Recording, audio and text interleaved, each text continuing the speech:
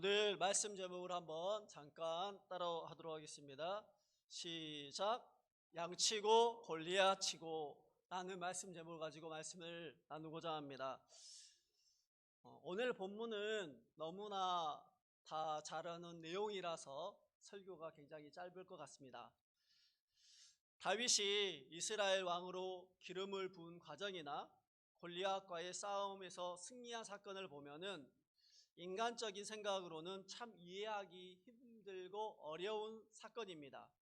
그러나 세상 사람들은 이 모든 일을 우연 또는 운이 좋아서 말할 수 있겠지만 하나님을 믿는 그리스도인에게는 결코 우연이란 존재하지 않습니다. 세상에서 일어나는 크고 작은 모든 배후에는 역사를 주관하시는 하나님의 계획과 섭리가 있는 것입니다.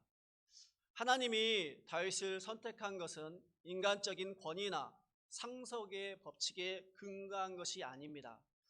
마태복음 1장 1절에서는 이렇게 기록되어 있습니다. 아브라함과 다윗의 자손 예수 그리스도의 계보라. 다윗이 선택되어진 것은 하나님의 주권적인 동시에 다윗의 계보를 통하여 예수 그리스도가 오시는 구속사적인 계획의 전환점에 근거한 것입니다. 하나님이 다윗을 선택하여 왕이 된 것은 사무엘과 다윗이 계획한 의도가 아니라 전적인 하나님의 주권이라는 것입니다. 우리 또한 모든 삶이 하나님의 주권 속에 있다는 것을 인정하면서 삶의 태도를 허람되어 하나님 앞에 있다는 것을 기억하면서 살아갈 수 있는 성도들 되시기를 간절히 소원합니다. 그럴 때 다윗처럼 하나님 앞에 합한 자가 될 수 있고 사울과 같은 교만한 자가 되지 않는 것입니다. 그러나 오늘 함께 나누고자 하는 말씀은 조금 다른 각도에서 하나님의 철저한 주권인 동시에 하나님의 구속사적인 계획 안에서 그 전환점에 왜 굳이 사무엘도 아니고 아버지 이새도 아니고 그 뛰어났던 형들도 아니고 그 형제 중에서 가장 능력이 없어 보이는 다윗을 선택하여 하나님의 구속자적인 계획에 쓰임을 받았는지를 살펴보고자 합니다. 하나님께서는 우리를 주목하고 계시는 분이십니다. 여기 그림 한 장이 있는데 롯데타워보다 살짝 낮은 이렇게 건물이 있습니다. 저 건물 앞에서 저 두 건물을 바라보면은 어느 것이 커 보일까요? 롯데타워입니다. 하지만 우리가 날 수 있어서 한 1000피트 정도를 올라갈 수 있다라고 하면은 많은 사람들이 또 생각할 것입니다. 롯데타워가 커 보일 것이다. 아니면 낮은 건물이 더 높아 보일 것이다 라고 생각할 수 있을 것입니다. 그런데 사람이 1000피트 정도 올라가잖아요. 그러면 아무것도 안 보여요. 하나님 앞에서 마치 우리가 그러한 존재와 같습니다. 하지만 그럼에도 불구하고 우리의 삶을 주목하고 인도하시는 분이 하나님이시라는 것입니다. 정말 보잘것없고 연약한 존재이지만 그 하나님께서는 우리를 주목하고 계신다는 것입니다. 그 신실하시고 전능하신 하나님이 오늘 본문에서도 한 사람을 주목하고 계시는 것을 보게 됩니다. 사무엘상 1장부터 15장은 이상적인 왕으로 다윗을 소개하면서 수면에 등장시키고 16장부터 31장까지는 다윗을 이제 정면에 등장시키는 것을 보게 됩니다. 사무엘상 15장 35절을 마치면서 이렇게 기록되어 있습니다. 사무엘이 죽는 날까지 사울을 다시 가서 보지 아니하였으니 이는 그가 사울을 위하여 슬퍼하였고 여호와께서 사울을 이스라엘 왕으로 삼으신 것을 후회하셨더라. 그러면서 이제 16장 1절을 시작하면서 이렇게 시작되어지고 있습니다.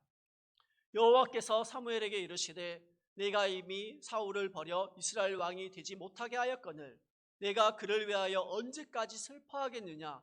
너는 뿔을 기름에 채워 가지고 가라. 내가 너를 베들레헴 사람 이새에게 보내리니 이는 내가 그 아들 중에서 한 왕을 보았느니라 하시는지라. 아멘. 한 시대가 가고 한 시대가 다가오는 말씀입니다. 15장을 마무리하면서 한 시대가 가고 한 시대가 16장 1절에서부터 도래하는 것을 보게 됩니다. 이스라엘 첫 번째 왕인 사울의 시대가 이제 가고 베들레헴 사람 이새의 아들 가운데 한 왕을 세우겠다라는 새로운 시대가 열리고 있는 것입니다. 사무엘이 여호와의 말씀대로 베들레헴 이새의 아들 가운데 기름을 붓기 위해서 가고 이새는 떨며 그를 영접하는 것을 보게 됩니다. 그리고 사무엘 앞에 이새의 아들들이 이제 서게 됩니다. 그러면서 엘리압을 보고 사무엘상 16장 6절에 이렇게 기록되어 있습니다. 같이 들어가겠습니다. 여호와의 기름 부은 자가 과연 주 앞에 있도다. 사무엘이 엘리압을 보는 순간 마치 그가 하나님이 선택하신 그 기름 부은 자와 같이 그 자가 내 앞에 있다라고 이렇게 말을 하고 이제 액션을 취해서 그에게 기름을 부으려고 하는 것을 보게 됩니다. 하지만 사무엘상 16장 7절에 이렇게 기록되어 있습니다. 같이 보도록 하겠습니다. 내가 이미 그를 버렸노라. 내가 보는 것은 사람과 같이 아니하니 사람은 외모를 보거니와 나 여호와는 중심을 보느니라 하시더라. 아멘. 하나님께서 엘리압을 선택하지 않았다라고 말씀하시는 것을 보게 됩니다. 그리고 아미나답, 삼마, 다윗을 제한 7째 아들들이 지나가지만 하나님은 여전히 그들을 향해서 택하지 않으셨다라고 말하는 것을 보게 됩니다. 그리고 오늘 본문에 사무엘상 16장 11절과 12절에 이렇게 기록되어집니다. 같이 읽도록 하겠습니다. 또 사무엘이 이새에게 이르되 내 아들들이 다 여기 있느냐? 이새가 이르되 아직 막내가 남았는데 그는 양을 지키는 자이다. 사무엘이 이새에게 이르되 사람을 보내어 그를 데리고 오라. 그가 여기 오기까지는 우리가 식사 자리에 앉지 않겠노라. 이에 사람을 보내어 그를 데려오매 그의 빛이 붉고 눈이 빼어나고 얼굴이 아름답더라. 여호와께서 이르시되 이가 그니 일어나 기름을 부으라 하신지라. 아멘. 하나님께서 이제 다윗에게 기름을 부으라고 얘기를 하는 것을 보게 됩니다. 11절에서 다윗의 아버지 이새의 말 중에 주목할 단어가 있는데 아직 막내가 남았는데 그는 양을 지키나라는 표현이 정말 중요합니다. 이 표현은 이런 표현과 같습니다. 겨우 양이나 지키는 아이가 그 다윗이 어떻게 기름 부음을 받을 수 있는 자격이 됩니까? 하는 반문하는 표현인 동시에 다윗은 자기 아들 중에서 모든 아들은 돼도 우리 다윗은 아니라는 표현입니다. 읽지는 않았지만 중요한 말씀이 있는데 사무엘상 17장 20절 말씀에 다윗이 아침에 일찍 일어나서 양을 양 지키는 자에게 맡기고 이새가 명령한 대로 가지고 가서 진영에 이른즉 마침 군대가 전쟁에 나와서 싸우려고 고함치며라고 기록되어 있습니다. 다윗은 양을 지키는 자가 없어서 양을 결코 지키고 있었던 것은 아닙니다.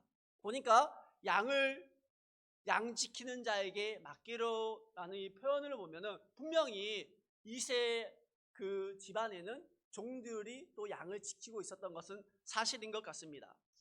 그럼에도 불구하고 다윗은 양을 지키고 있었다는 거죠. 가장 중요한 순간에 이새가 자기의 집에 기름을 부으러 오는 것을 알고 양을 지키는 자가 있었지만 아버지의 명령일 수도 있고 자신의 의지일 수도 있지만 자신이 있어야 할 자리에서 상황과 환경에 상관없이 양을 지키는 자리를 성실하게 지키고 있었다는 것입니다.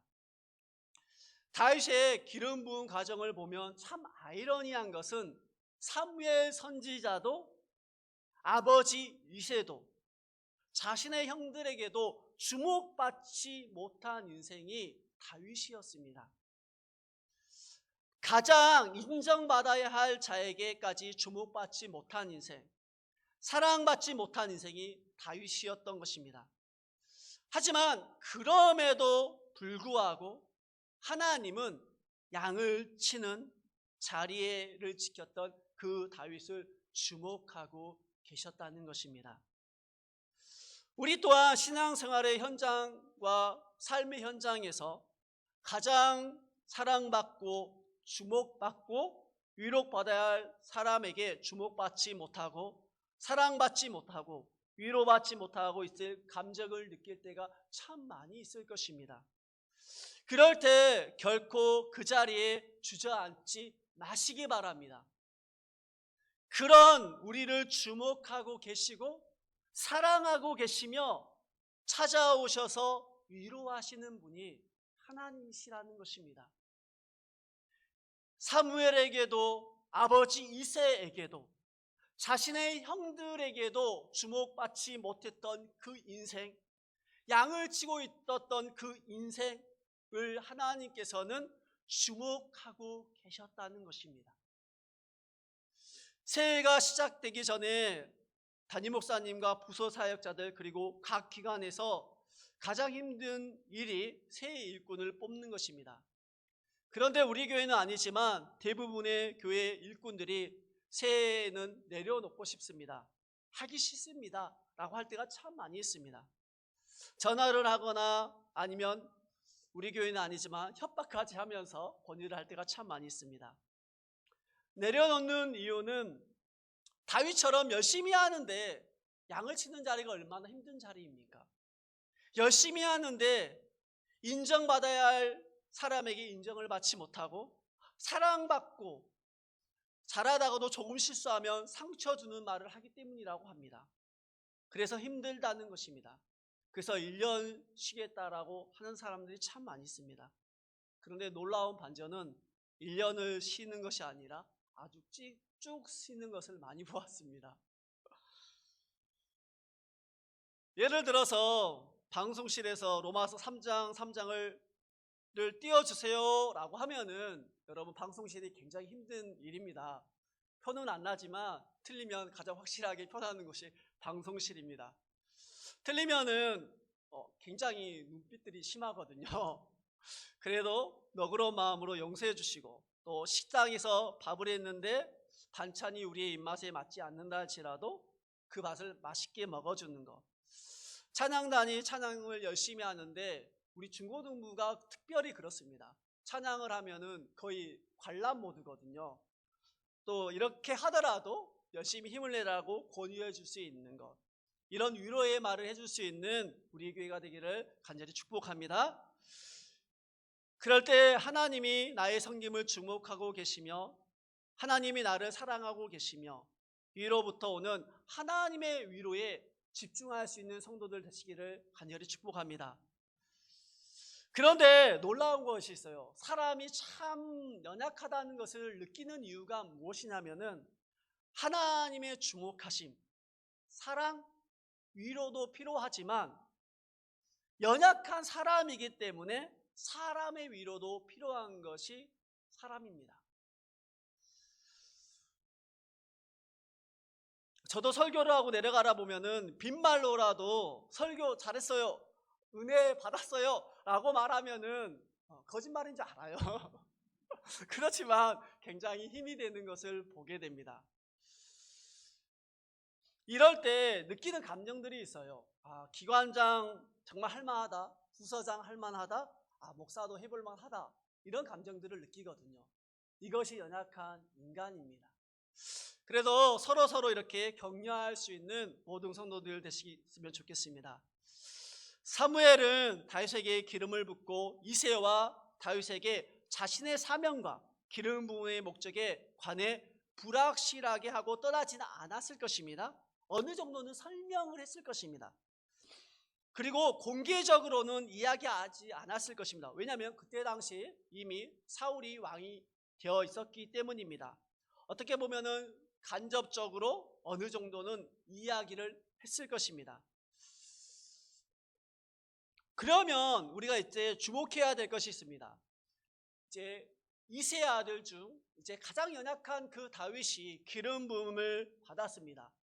그러면 이제 다윗은 무엇을 해야 될까요? 너는 이제 장차 이 나라의 왕이 되어야 한다.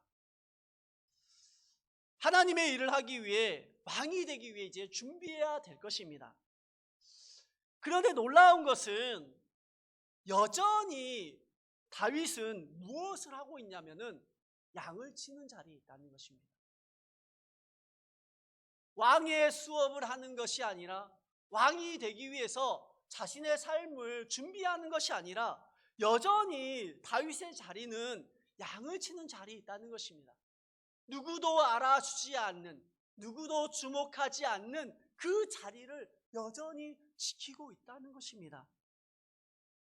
악령으로 번제하는 사울을 상쾌하게 낫게 하고 또 그 악령이 떠나가게 하기 위해서 사무엘이 다윗을 사랑하여 자기 무기 든 자로 삼을 때도, 그런데 이 두 상황 가운데 사무엘상 16장 19절에 보면은 이렇게 기록되어 있습니다. 같이 보도록 하겠습니다.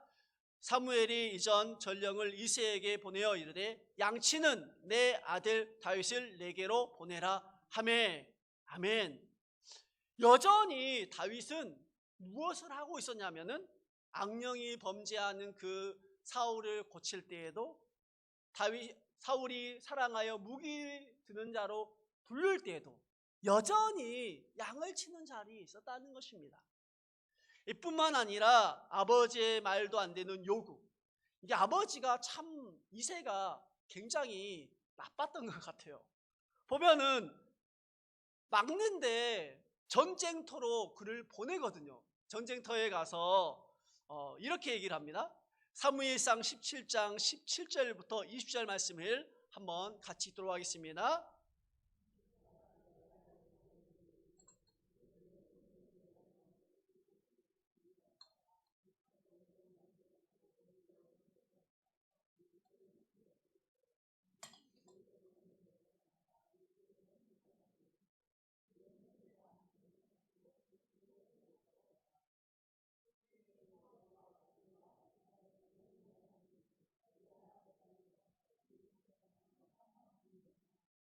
다윗이 아침에 일찍 일어나서 양을 양치킨 자에게 맡기고 이새가 명령한 대로 가지고 가서 진영에 이른즉 마침 군대가 전쟁에 나와서 싸우려 고함치며. 아멘.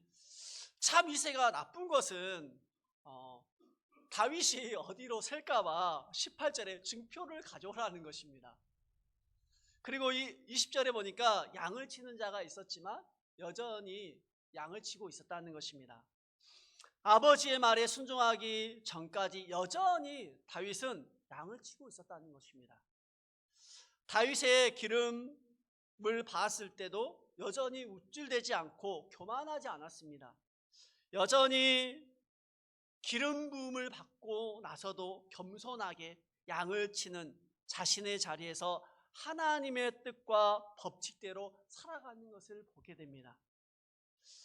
그런데 여기서부터 놀라운 반전이 일어납니다. 그럴 때 다윗의 삶 가운데 기회가 찾아왔습니다.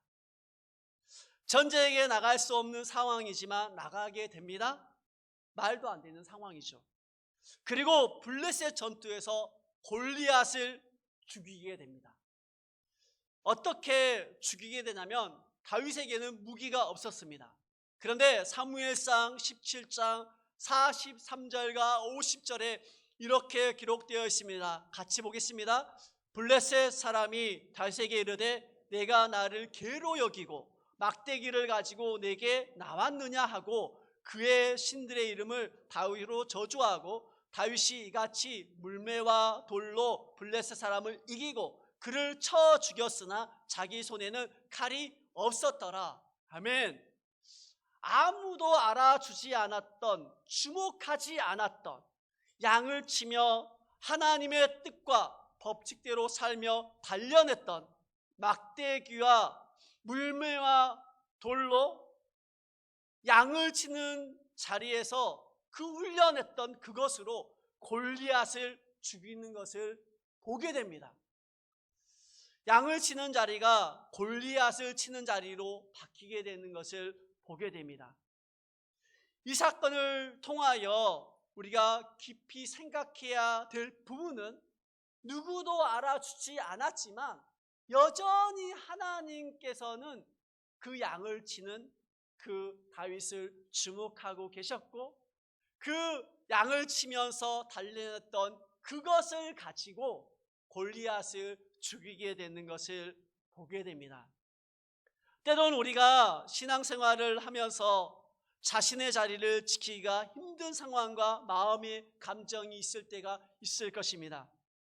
그래서 그 자리를 조금 쉬고 싶다, 내려놓고 싶다, 그리고 조금 쉬었다 해야지 하며 씹는 옆 동네 성도들을 보았습니다. 하지만 지금까지 쉬고 더 나아가 교회도 푹 쉬는 사람들을 참 많이 보았습니다. 때로는 우리가 그 자리를 내려놓으면 모든 것이 해결될 것이라고 생각하지만, 생각해보면 그 자리가 하나님을 깊이 만나는 통로가 되고, 그 자리가 우리를 여기까지 인도하셨던 하나님의 은혜라는 것을 깨닫게 됩니다. 우리도 때로는 그 양을 치는 자리에서 있을 때 그 자리가 너무도 힘들고 어렵다라고 느낄 때가 있을 것입니다. 하지만 하나님께서는 그 양을 치는 그 다윗을 주목하고 계시고, 그 양을 치는 자리가 골리앗을 치는 자리로 바뀌게 하셨던 것처럼 때로는 그 자리가 하나님을 깊이 만나는 통로요, 우리를 여기까지 인도하시는 하나님의 은혜라는 것을 기억하게 될 것입니다. 우리에게도 꿈, 곧 자기가 하고 싶은 일이 있습니다. 하지만 그 일은 그냥 되는 것은 아닙니다. 하나님이 주목하는 인생이 되어야 합니다. 그러기 위해 하나님이 자신에게 주신 삶의 자리에서 최선을 다할 때 하나님이 주목하신다는 것입니다. 어떤 목사님이 이런 간증을 하셨습니다. 새벽마다 나와서 교회 앞마당을 쓴다는 거예요. 누구도 알아주지 않는다는 거예요. 그런데 자기가 하나님 앞에 깊이 기도하면서 깨달았던 것이 무엇이냐면은 그 자리가 나를 여기까지 인도했다라고 고백했던 것을 들었습니다. 때로는 누구도 알아주지 않는 그 자리가 주목하지 않는 우리의 자리인 것 같지만 하나님은 주목하고 계신다는 것을 기억하시기 바랍니다. 우리의 삶의 모든 과정이 힘들고 누가 알아주지 않을 수도 있습니다. 그럼에도 불구하고 우리가 기억해야 될 것은 양을 치는 그 다윗을 주목하셨던 것처럼 하나님께서는 우리의 삶을 주목하고 계신다는 것입니다. 우리 교회 모든 성도들도 각자의 삶의 현장이 있고 그 현장에서 살아갈 것입니다.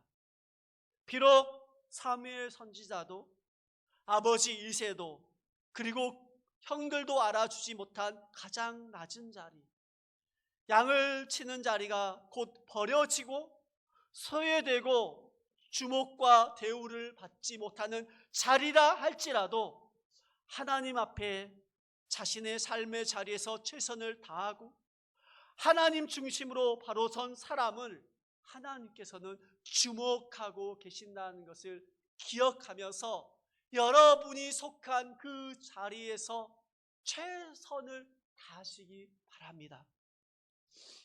다가오는 하나님의 새 시대, 그리고 교회의 사역 가운데서도 하나님이 주목하시고 사용하시는 사람은 뭔가 특별하거나 뭔가 뛰어난 사람은 아닙니다. 부족하고 연약해도 자신의 삶의 자리에서 겸손하게 하나님의 뜻과 계획에 자신을 맡기며 하나님이 주목하는 인생으로 살아가는 사람이며, 그럴 때 하나님의 기회가 찾아오는 것입니다. 여러분, 아직 하나님의 은혜의 기회가 찾아오지 않았다면 시기의 문제일 뿐입니다. 그 시기까지, 그 은혜의 순간까지 기다리면서 여러분의 그 자리에서 최선을 다하시기 바랍니다. 양을 치고 골리앗을 치는 사이에는 다윗을 주목하시는 하나님의 놀라운 역사가 있었습니다. 하나님이 주목하시는 인생은 바로 하나님의 인자하심과 선하심을 신뢰하며 하나님 중심으로 양을 치는 자리처럼 자신의 삶의 자리에서 최선을 다하는 사람입니다. 사람의 시선보다 하나님의 시선을 향하는 양을 치는 자리가 골리앗을 치는 자리로 바뀌게 될 것입니다. 우리는 하나님의 주권 아래 살아가는 존재입니다. 잠언 16장 9절 말씀에 이렇게 기록되어 있습니다. 같이 읽도록 하겠습니다. 사람은 마음으로 자기 길을 계획할지라도 그 걸음을 인도하시는 이는 여호와시니라. 아멘. 우리의 삶을 우리가 계획하지만 우리의 계획 또한 그 계획을 인도하시는 분이 하나님이십니다. 우리가 2024년도를 시작하면서 많은 계획을 가지고 시작했을 것입니다. 하지만 2024년도에 뜻하지 않는 상황과 평범한 나의 일상을 그리워지고 평범하게 예배 드리는 것이 그리워질 때도 있을 것입니다. 우리의 계획과 다르게 흘러가는 현실을 마주할 때도 있을 것입니다. 우리가 평범하게 생각하는 지금 그 자리, 힘들다고 하면서 눈물로 감당하는 그 자리, 그 누구에게도 주목받지 못하고 사랑받지 못하는 바로 그 자리가 어쩌면 하나님이 여러분을 주목하고 계시는 은혜의 자리일지도 모릅니다. 그 자리에서 최선을 다해 하나님을 섬길 때 우리에게도 다윗처럼 양을 치는 자리가 골리앗을 치는 자리로 바뀌는 은혜의 기회가 되기를 간절히 축복합니다.